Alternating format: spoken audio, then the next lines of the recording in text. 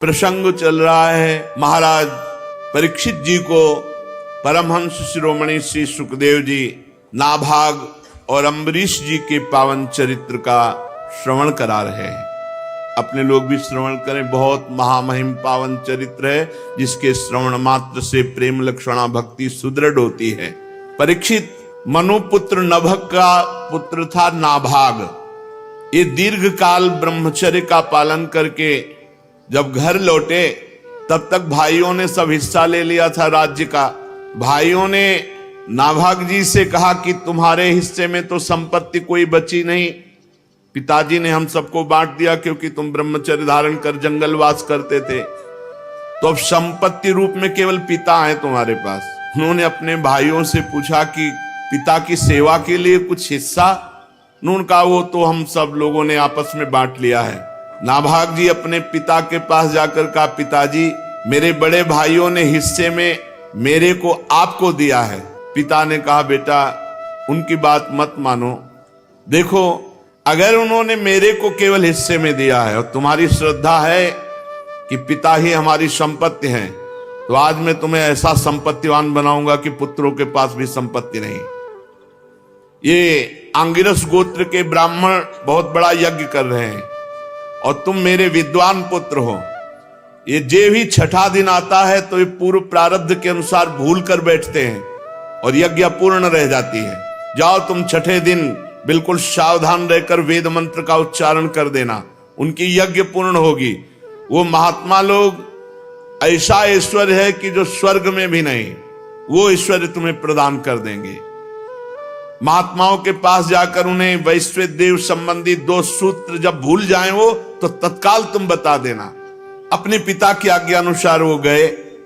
आंगिरस गोत्री ब्राह्मण जी ही छठे दिन तो भूल जाते थे, तो ये अपने तपोबल से उस मंत्र 2 सूत्र जो भूल जाते थे जे ही पूर्ण किया, ते ही स्वर्ग से विमान आया आंगिरस गोत्री ब्राह्मणों के लिए। उन्होंने कहा कि ये यज्ञ का बचा हुआ शेष जितना धन है ये सब तुम लो, हम तो स्वर्ग जा रहे हैं। नाभाग जी बड़े पिता की आज्ञा का पालन करने वाले महात्मा थे, वो हर्षित नहीं हुए। पर जे भी वो धन एकत्रित करने लगे तो उत्तर की दिशा से एक काले रंग के तेजस्वी पुरुष आए और कहा, इस धन पर मेरा अधिकार है। नाभाग ने कहा, नहीं, ऋषियों ने मुझे दिया है क्योंकि मैंने वैश्यदेव संबंधी 2 सूत्र बताए हैं। तो उन्होंने कहा, नहीं, हमारे और आपका विवाद शांत होगा तुम्हारे पिता के ही हाथ से। जाओ अपने पिता से प्रश्न करो जाके, ये पूरी संपत्ति पर मेरा अधिकार है। तब नाभाग ने जाकर पिता से कहा कि पिताजी एक कोई तेजस्वी महापुरुष आए और उन्होंने कहा यज्ञ का बचा हुआ शेष भाग मेरे अधिकार में है और आपसे पूछा कि न्याय कीजिए, तो आपने ही तो मुझे आज्ञा की थी, मैंने 2 सूत्र बताए उससे सारी संपत्ति पर मेरा अधिकार, पर वो तेजस्वी पुरुष कह रहे मेरा अधिकार। तो पिता ने कहा, हाँ बेटा, एक बार दक्ष प्रजापति के यज्ञ में ऋषि लोगों ने निश्चय किया था कि यज्ञ भूमि में जो कुछ बच रहेगा वो सब भगवान शंकर का हिस्सा है, इसलिए वो धन तो महादेव जी का ही है। भूल हो गई, जाओ उनके चरणों में प्रणाम करो और कहो कि तुम्हारा ही हिस्सा है। नाभाग ने जाकर के रुद्र भगवान को प्रणाम किया और कहा, प्रभु यज्ञ भूमि की सभी वस्तुएं आपकी हैं, ऐसे मेरे पिता ने आज्ञा करी। मेरा अपराध क्षमा कीजिए, मैं आपसे सर झुकाकर प्रणाम करके अपने अपराध की क्षमा याचना मांगता हूं। भगवान रुद्र ने कहा, तुम्हारे पिता ने धर्म के अनुकूल निर्णय दिया और तुमने बिल्कुल सत्य आकर मुझसे कहा। तुम वेदों का अर्थ तो पहले से जानते हो, जाओ तुम्हें सनातन ब्रह्म तत्व का बोध हो जाए। ये भारी संपत्ति, जाओ तुम्हें सनातन ब्रह्म तत्व का बोध हो जाए और यज्ञ से बचा हुआ मेरा ये जो अंश है ये भी मैं तुम्हें देता हूं, इसे स्वीकार करो। इतना कहकर देवाधिदेव भगवान शंकर अंतर ध्यान हो गए। भाइयों ने चतुरता की थी, कोई भी संपत्ति नहीं दी थी, तुम्हारे हिस्से में पिता है। उन्होंने धर्म पूर्वक पिता को स्वीकार किया तो भगवान शंकर का साक्षात्कार, ब्रह्म तत्व का बोध और अखंड संपत्ति प्राप्त हो गई। जो अपने माता पिता की सेवा का तिरस्कार पूर्वक अनादर पूर्वक त्याग कर देते हैं वो दुर्गति को प्राप्त होते, चाहे जितना संपत्ति ले लो। और जो केवल माता पिता की सेवा की तरफ बुद्धि रखते हैं तो उनका लोक परलोक सब बन जाता है।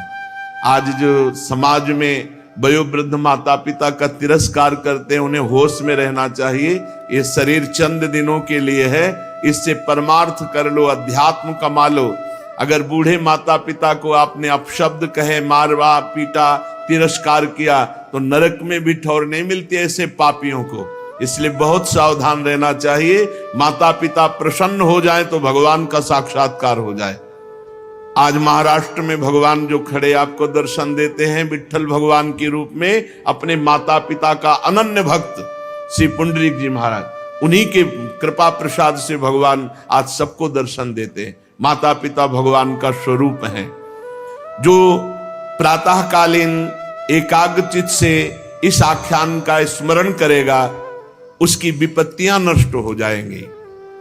नाभाग के पुत्र वे महान भक्त अम्बरीश जी महाराज, अद्वितीय भक्त, ये भगवान के बड़े प्रेमी एवं उदार धर्मात्मा महान पुरुष थे। ब्रह्म शाप कभी नहीं रोका जा सकता और वो अम्बरीश का बाल बांका भी नहीं कर सका। राजा परीक्षित ने पूछा, भगवान मैं परम ज्ञानी राजर्षि अम्बरीश का पावन चरित्र सुनना चाहता हूं। ब्राह्मण ने क्रोधित होकर उन्हें शाप दे दिया। जो ब्रह्म शाप टाला नहीं जा सकता वो भी उनका कुछ नहीं बिगाड़ सका। ये बड़े आश्चर्य की बात है।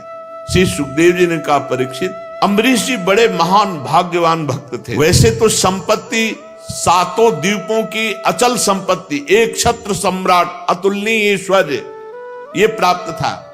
यद्यपि ये साधारण मनुष्यों के लिए अत्यंत दुर्लभ है, फिर भी अम्बरीश जी इसे स्वप्न तुल्य समझते थे। कोई महत्ता नहीं थी चक्रवर्ती सम्राट पद का या सप्तद्वीप महिमंडल अधिपति का, कोई महत्व नहीं, स्वप्न तुल्य समझते थे। क्योंकि वे जानते थे सत्य वस्तु तो भगवान नाम है। अम्बरीश जी की सबसे बड़ी महिमा निरंतर भगवान में स्थिति और संग भगवत प्रेमी महात्माओं का। वासुदेवे भगवती और तद भक्तेषु च साधुषु तो प्राप्तो भावम परम विश्वम येनेदम लोष्टवत स्मृतम। ऐसा भाव प्राप्त हुआ था कि चक्रवर्ती सम्राट पद का ऐश्वर्य वैभव वो उनको माटी के ढेले के समान दिखाई देता था। ये सारी संपत्तियां मिट्टी के ढेले के समान स्वप्नवत अनुभव में आ रही थी। एकमात्र भगवान की भक्ति और भगवत प्रेमी महात्माओं का संग, इससे अम्बरीश जी की बड़ी ऊंची स्थिति थी। सा वै मनः कृष्ण पदार विंदयोर वचांसि वैकुंठ गुणानुवर्णने करौ हरेर मंदिर मार्जनादिषु श्रुतिम चकाराच्युत सत्कथोदय। अम्बरीश जी की क्या स्थिति थी? बोले स वै मनः कृष्ण पदारविंदयोर, अपने मन को अम्बरीश जी ने श्री कृष्ण चरणारविंद में सदा सदा के लिए समर्पित कर दिया था। मना स्थिति कृष्ण चरणारविंद, सा वै मनः कृष्ण पदारविंदयोर, ये स्थिति गोपी जनों की थी। मुरारी पादार्पित चित्त वृत्ति, एक एक वृत्ति कृष्ण चरणारविंद में समर्पित गोपी जनों की। ऐसे ही सा वै मनः कृष्ण पदारविंदयो, भगवान श्री कृष्ण चंद्रजू के सांवले चरणारविंद में मन को डुबो दिया, वही सदा सदा के लिए मन विराजमान है। सा वै मनः कृष्ण पदारविंदयो। और वचांसि वैकुंठ गुणानुवर्णने, ये नियम था अम्बरीश जी का, मौन नहीं तो वाणी से बिल्कुल कुछ अन्य वार्ता नहीं, भगवद वार्ता के सिवा। वाणी मौन और बोले तो भगवत वचांसि वैकुंठ गुणानुवर्णने, भगवान की चर्चा, भगवान नाम कीर्तन, भगवत महिमा, भगवत रूप महिमा, लीला धाम गुण, इन्हीं की चर्चा, अन्यथा मौन। और करो हरेर मंदिर मार्जनादिश, ये बहुत बड़ी बात है। यहाँ अपने ठाकुर के मंदिर में पोछा लगाने में शर्म लगती है। ठाकुर जी को प्रसन्न करने के लिए काम वाले की जरूरत नहीं, आपके हाथ है। चक्रवर्ती सम्राट हैं, कितने दास दासियां होंगे विचार करो। लेकिन करो हरेर मंदिर मार्जनादिश, अपने हाथ से ठाकुर जी के पात्रों को धोना, अपने हाथ से ठाकुर जी के महल में पोछा लगाना, सोहनी लगाना, ये आचार्य स्वयं आकांक्षा करते हैं कि मुझे श्री जी की कुंज की सोहनी लगाने वाली बन या सोहनी बन जाऊं। अपने हाथ से, बहुत सौभाग्य है जो अपने हाथ से ठाकुर सेवा करते हैं। इसका कोई ज्यादा महत्व नहीं कि मंदिर बनवा दिया, पुजारी रख दिया, आप मौज मस्ती विषयों में ले रहे हैं और रुपया हर महीने दे तो ठाकुर जी आपको लाख गुना बढ़ा कर दे देंगे। लेकिन वो भक्ति या प्रीति या ठाकुर जी के दासत्व की बातें नहीं है, ये बातें नहीं। करो हरेर मंदिर मार्जनादिश, स्वयं अपने हाथ से ठाकुर जी के महल में सोहनी लगाना, ठाकुर जी के मंदिर में पोछा लगाना, स्वयं ठाकुर जी के पार्षद जो पात्र हैं उनका मार्जन करना, ये अम्बरीश जी करते थे। इसी के कारण उनको पता नहीं था, पर सुदर्शन चक्र सदैव सुरक्षा में रहता था। चक्रवर्ती सम्राट होकर अपने हाथों से दास्ता प्रभु की करते थे। श्रुतिम चकाराच्युत सत्कथोदय, अपने कानों को भगवान श्री कृष्ण की मंगलमयी कथा के श्रवण में लगा रखे। सुनेंगे तो भगवत चर्चा सुनेंगे, नहीं तो एकांतवास, किसी से कोई वार्ता नहीं। अन्य वार्ता प्रपंच का त्याग, तभी सुदृढ़ भक्ति होती है। मुकुंद लिंगालय दर्शने दृशौ तदभृत्य गात्र स्पर्शेंग संगमम, घ्राणम च तत्पाद सरोज सौरभे, श्रीमत्तुलस्या रसनाम तदर्पिते। आंखों से सिर्फ भगवान के श्री विग्रह के दर्शन या संत दर्शन, नेत्र संभाल के रखे, सहसा किसी को न देखे। अम्बरीश जी ऐसे मुकुंद लिंगालय दर्शने दृशौ, नेत्रों से भगवान के मंदिर में विराजमान श्री विग्रह खूब छक के दर्शन करो। या भगवत प्रेमी महात्मा, ये भगवान का मंदिर है साक्षात, उनके दर्शन करो, और नहीं नेत्रों को बचा के रखो। असंग भावना की पुष्टता के लिए तदभृत्य गात्र स्पर्शेंग संगमम, केवल भगवान के भक्तों का ही स्पर्श, अन्यथा नहीं। तिनको प्रश्न कीजिए तजिधु तुमको पास, जिनको प्रिया प्रीतम से मतलब नहीं, भगवत आराधना से मतलब नहीं, ऐसे का स्पर्श ना हो जाए। उसमें परवान होते जो भगवत विमुखता प्रकट करते। इसीलिए अम्बरीश जी तदभृत्य गात्र स्पर्शेंग संगमम, भगवत प्रेमी महात्माओं का स्पर्श, अन्यथा असंग, किसी का स्पर्श नहीं। घ्राणम च तत्पाद सरोज सौरभे, श्रीमत्तुलस्या रसनाम तदर्पिते। अगर हमें सुगंध लेनी है तो प्रभु का प्रसादी इत्र होगा, तो या श्री चरणों में चढ़ी हुई तुलसी या प्रभु के पुष्पमाला, उसी को घ्राणेंद्री में, अन्यथा घ्राणेंद्री पतिव्रता की तरह केवल प्रसादी, अमनिया कभी नहीं। और रसना प्रभु को अर्पित किए हुए नैवेद्य का, प्रसाद का। और प्रसाद में कभी बुद्धि, पदार्थ बुद्धि ना आने पावे, अन्न बुद्धि ना आने पावे कि अरे आज तो एकादशी है, आज तो प्रसाद, ये अन्न है, आज अन्न हो गया तो कल प्रसाद हो जाएगा क्या? और जब प्रसाद है तो सिर्फ प्रसाद है। ये बड़े बड़े संत भगवान पधारे थे अभी 2-3 दिन के अंतराय में, उन्होंने एक प्रश्न रखा कि प्रसाद में चर्बी वाला घी लगाया गया था, हम लोग तो सब भ्रष्ट हो गए, तो हमारी शुद्धि कैसे होगी? तो हृदय से जो बात आई कि अगर प्रसाद पाया है तो अशुद्धि हो ही नहीं सकती, और अगर प्रसाद नहीं पाया तो फिर लड्डू पाया तो शुद्धि करो जाके। अगर प्रसाद शब्द है तो प्रसाद कभी अपवित्र नहीं होता। जब हमारे प्रभु ने पा लिया और हम प्रसाद भोगता है तो हम भ्रष्ट कैसे हो सकते हैं? प्रसाद कभी भ्रष्ट नहीं करता है, प्रसाद सिर्फ प्रसाद होता है। उसमें न अन्न बुद्धि, न पदार्थ बुद्धि, न जहर मिला दिया जाए तो भी क्या फर्क पड़ेगा? प्रसाद बुद्धि। मीरा जी को केवल एक शब्द कान में पड़ा, गिरधर का प्रसाद, पी गई हलाहल विष, और बताया गया कि ये विष है मत पियो, उन्होंने कहा नहीं ये प्रसाद है। प्रसाद शब्द जहां लग गया वो सब पूर्ण हो गया, वहां कहीं अपवित्रता नहीं। प्रसाद के बाद ये शुद्धि करना तो भगवान के प्रसाद का अपमान है। पीछे भगवान जाने, जब भगवान की दृष्टि से होकर आ गया तो हमारे लिए अब वो महान पवित्र प्रसाद है। तो कह रहे हैं रसेंद्री में सिर्फ भगवत प्रसाद।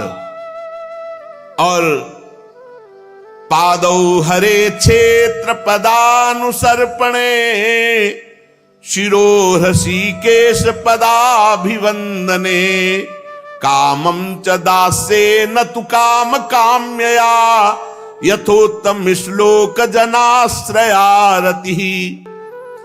अम्बरीश जी अपने पैरों से भगवान के दर्शन करने की यात्रा, परिक्रमा, भगवान के धाम क्षेत्रों की यात्रा, इससे भक्ति पुष्ट होती है, हमारा जीवन पवित्र होता है।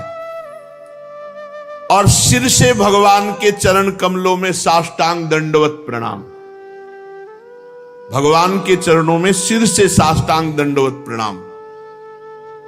राजा अम्बरीश जी ने माला, चंदन आदि भोग सामग्री ये सब त्याग दिया था, भगवान की सेवा में समर्पित। स्वयं भोक्ता नहीं, भोक्ता भगवान, स्वयं प्रसादी। ये सब करते थे किस लिए? बोले भगवत प्रेम के लिए। कामम च दासे न तु काम काम्यया यथोत्तम श्लोक जनाश्रया रति। जो भगवान के प्रेमी भक्तों में प्रेम रहता है, वही प्रेम प्राप्त करने के लिए अम्बरीश जी ऐसी दिनचर्या करते थे। उन्होंने सारे कर्म भगवान श्री कृष्ण के चरणों में, इंद्रियातीत भगवान के प्रति सर्वात्मा सर्वस्वरूप समझ करके अपने जीवन को, अपने राज्य को, अपने सर्वस्व को भगवान को समर्पित कर दिया था। और भगवत भक्तों की आज्ञा के अनुसार राज्य पालन करते थे। उन्होंने धन्व नाम के निर्जल देश में सरस्वती नदी के प्रवाह के सामने वशिष्ठ जी, असित जी, गौतम जी आदि महान आचार्यों द्वारा भगवान की बड़ी बड़ी दक्षिणा वाली अश्वमेध यज्ञ की, जिससे भगवान की आराधना बने, भगवान की भक्ति से युक्त होकर परम धाम को प्राप्त होगा। शेष चर्चा श्री राधा वल्लभ लाल की।